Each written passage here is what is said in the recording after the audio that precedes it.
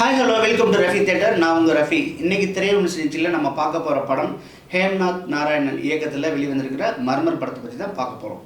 இந்த படம் வந்தீங்கன்னா ஓப்பன் பண்ணும்போது ஒரு 30 செகண்ட்ஸு டைம் லேப்ஸ் வச்சுட்டு பண்ணுறாங்க. அப்பயே நமக்கு ஒரு பயம் வந்துடுது.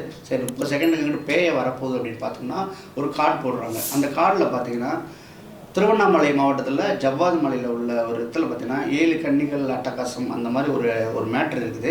அதை வச்சுட்டு அந்த மேட்டரில் வந்து பார்த்திங்கன்னா அந்த ஊருக்குள்ளே அந்த காட்டுக்குள்ளே போன ஒரு 7 பேர் வந்து திரும்பி வரல. அதனால் என்ன நடந்துச்சுன்னு சொல்கிறத நாங்கள் போலீஸ் இன்வெஸ்டிகேஷனில் பார்த்தீங்கன்னா கடைசியில் உடஞ்ச கேமரா தான் கிடச்சிச்சு. அந்த கேமராவில் உள்ள ஃபுட்டேஜை உங்களுக்கு டாக்குமெண்ட்ரியாக சமர்ப்பிக்கிறோம் அப்படின்னு சொல்கிறாங்க. ஏன்னா இது ஒரு உண்மை கதையானா அடுத்த கார்டு போடுறாங்க. இது ஒரு ஃபிக்ஷன், அதாவது முழுக்க கற்பனையே யாரையும் குறிப்பிட ஒன்று அல்லன்னு ஒரு கார்டை போடுறாங்க. நம்மளுக்கு குழப்பிடுறாங்க. இது உண்மை கதையா இல்லை இவங்க கிரியேட் பண்ண ஒரு ஃபிக்ஷன் ஸ்டோரியா அப்படிங்கிறத பார்க்கலான்னு சொல்லிட்டு படத்துக்குள்ள போகிறோம். படத்துக்கு பாருங்கள், சென்னையில் பார்த்திங்கன்னா பேரநார்மல் யூடியூபர்ஸ் ஒரு 4 பேர் இருக்காங்க. அந்த பேரநார்மல் யூடியூபர்ஸ் என்ன சொல்கிறாங்கன்னா, ப்ரொடியூசர் நீங்கள் வழக்கம் போல் காமெடி கண்டென்ட்டு, அந்த சினிமா ரிவ்யூ இந்த மாதிரி தான் போட்டுட்ருக்கீங்க. வித்தியாசமாக ஒரு மிஸ்ட்ரி கண்டென்ட் மாதிரி நம்ம போட்டுட்டு நம்ம வியூவர்ஸ்க்கு நம்ம இது கொடுக்கணும், சப்ஸ்கிரைபர் இருக்குன்னு சொல்லிட்டு திருவண்ணாமலை மாவட்டத்தில் ஜவ்வாது மலையில் இந்த மாதிரி ஒரு மேட்டர் நடந்துச்சு, நீங்கள் அதை போயிட்டு என்னென்னு போயிட்டு பார்த்துட்டு வாங்கன்னு சொல்லிட்டு அந்த 4 பேர் அனுப்புகிறாங்க. 4 பேர் வண்டி போகுது, காரு திருவண்ணாமலை நெருங்கிடுது. திருவண்ணாமலையில் நெருங்கும் போது பார்த்தீங்கன்னா இவருக்கு ஹெல்ப் பண்ணுறதா சொன்ன ஒரு தாத்தா பார்த்தீங்கன்னா அங்கே அவைலபிள் இல்லை.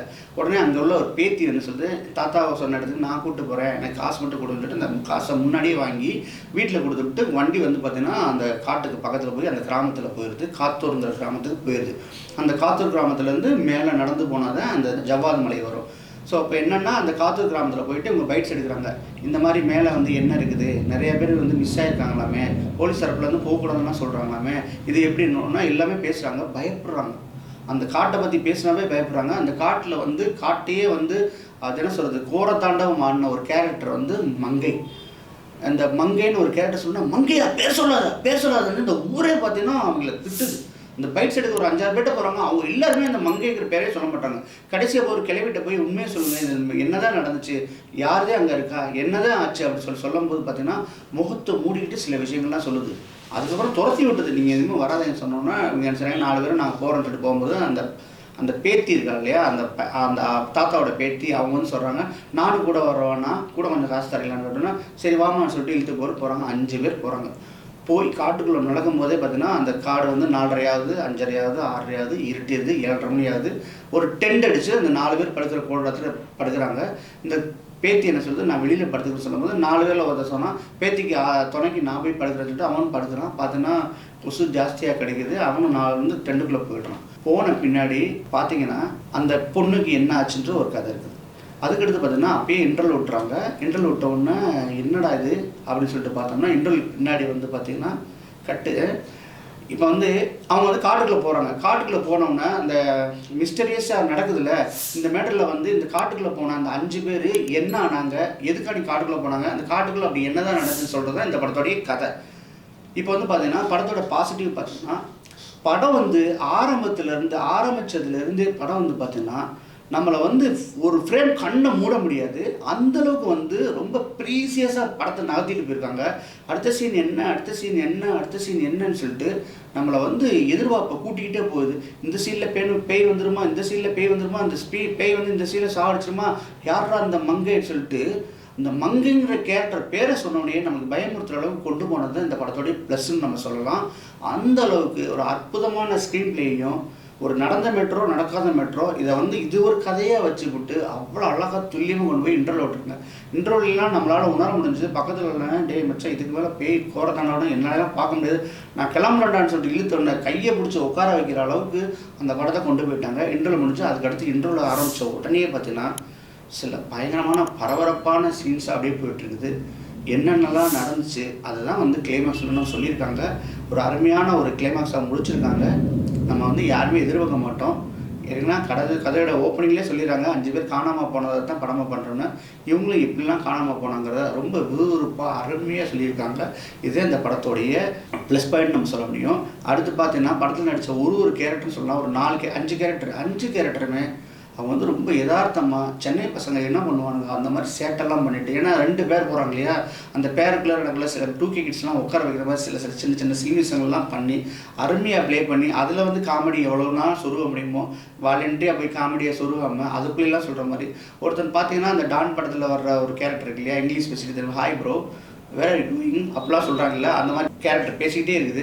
அதுவும் பார்த்தீங்கன்னா செம்ம இன்ட்ரெஸ்ட்டாகவே நல்லாவே ப்ளே பண்ணியிருக்காங்க. ஒட்டு மொத்தத்தில் வந்து பார்த்தீங்கன்னா 2K கிட்ஸ் எல்லாருமே ரசிக்கும்படியே இருந்துச்சு. அந்த 4 கேரக்டர்னா அட்டகாசம் பண்ணியிருக்காங்க. கேமரா ஒர்க்கை பார்த்தோம்னா எல்லாமே வந்து பார்த்தீங்கன்னா கொரில்லா ஷாட்ஸ் வரோம்ல, அது மாதிரி கேமரா பாயிண்ட் ஆஃப் வியூலேயே எல்லா ஷாட்ஸுமே நகருது. எல்லா கேமராவும் யூஸ் பண்ணி போகிறாங்க. ஒரு இதில் கோப்ரோ ஷாட்ஸ் வந்து யூஸ் பண்ணுறாங்க, நைட் எஃபெக்ட் நைட் விஷன் கேமராலாம் யூஸ் பண்ணியிருக்காங்க. ஸோ அந்த மாதிரியே போகிறதுனால கேமராவில் பயங்கரமான ஒரு பில்டப் ஷாட்ஸு, பயங்கரமான ஒரு ஒயிட் ரேஞ்சரு, ஒரு எக்ஸ்ட்ரா எப்படி சொல்கிறது, எக்ஸ்ட்ரா ஒயிட் ஷாட்டு, ஒரு இசிஎஸ்ஸு அந்த மாதிரிலாம் எதுவும் பண்ணியிருக்காங்கன்ற எதுவுமே இல்லை. அப்படியே அந்த கேமரா பாயிண்ட் ஆஃப் வியூவில் என்ன சொல்ல முடியுமோ அதை ரொம்ப சுவாரஸ்யமாக சொல்லி சூப்பர் பண்ணியிருக்காரு அந்த கேமராமேன். அதுக்கடுத்து பார்த்தீங்கன்னா படத்தில் ஹீரோ இல்லாத குறைய இவதான்டா ஹீரோன்னு சொல்ல வச்சது சவுண்டு எஃபெக்ட்டு, இந்த எஸ்எஃப்எக்ஸு, ரீரெக்கார்டிங் ஒட்டு மொத்தமாக கலக்குன்னு கலக்கிட்டாங்க. அந்த சவுண்டிங்லாம் இல்லைன்னா நம்மளால் படத்தை பார்க்கவே முடியாது, ஒன்றுமே இல்லை, மண்ணு மாதிரி போயிருக்கும். அந்தளவுக்கு ஒரு அற்புதமான சவுண்ட் எஃபெக்ட் போட்டுட்டு நம்மளை வந்து ரசிக்க வச்சுருக்காங்கன்னு தான் நம்ம சொல்ல முடியும். ஒட்டு மொத்தமாக அந்த படம் எப்படி இருக்குன்னு கேட்டிங்கன்னா 2K கிட்ஸ்லாம் என்னென்ன தேவையோ அவங்களாம் வந்து அந்த படத்தில் வந்து அவங்களுக்கு அதுக்கான விஷயங்கள்லாம் சில இதெல்லாம் வச்சதுனால படத்தை தியேட்டரை வந்து 2K கிட்ஸு ஃபீல் பண்ணிகிட்டு இருக்காங்கன்னு தான் சொல்ல முடியும். ஒட்டு மொத்தமாக இந்த வாரத்தில் வந்து ஒரு 3-4 படங்கள் வந்தாலுமே இந்த படம் வந்து பயங்கர திருப்தியாக தான் இருந்துச்சு.